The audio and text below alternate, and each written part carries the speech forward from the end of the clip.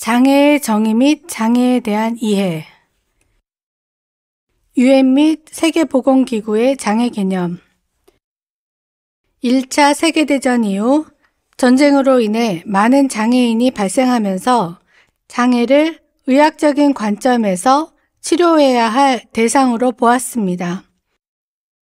그러나 시간이 흐르면서 장애를 단순히 개인적인 질병이나 사고로 인한 문제가 아니라 사회적 환경과 구조적 장벽으로 인해 발생한다는 것으로 보는 시각이 등장하였습니다.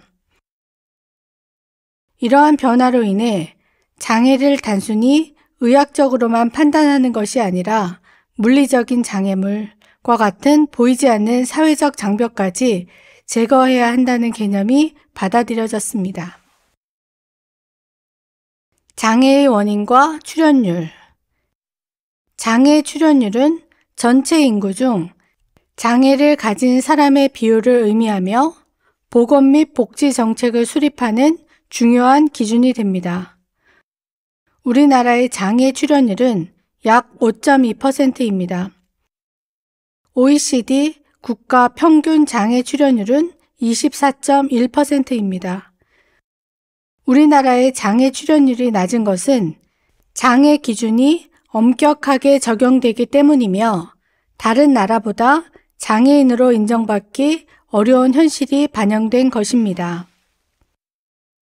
장애에 대한 각국의 다양한 정의.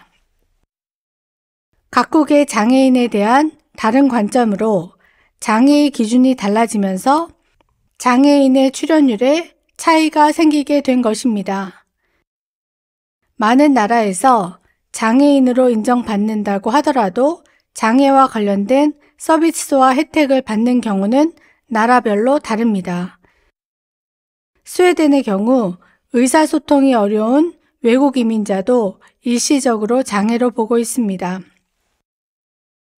대한민국 장애 등록 원인을 살펴보면 후천적 원인인 질환이나 사고로 장애를 가지게 되는 경우가 80% 정도로 나타나고 있습니다. 등록 장애인 중 65세 이상의 비율은 꾸준히 증가하여 53.9%로 나타났습니다.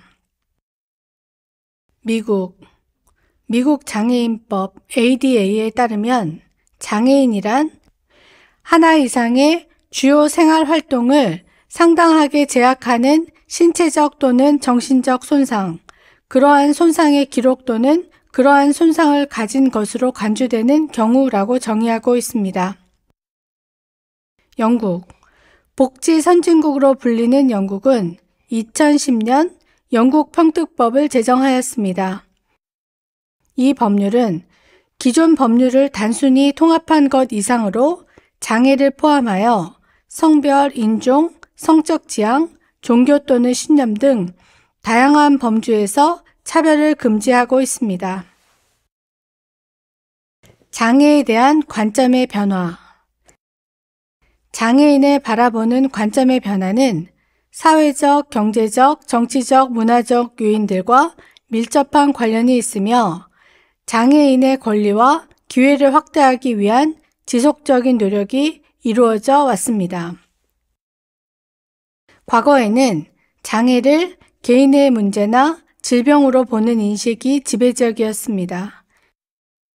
이로 인해 장애인은 사회적으로 낙인 찍히고 자기 비하와 무능력의 악순환에 빠지게 되는 경우가 많았습니다. 또한 장애인을 무능하고 의존적인 존재로 보는 편견이 만연하여 이들이 사회적 참여를 제한하는 요인이 되기도 하였습니다.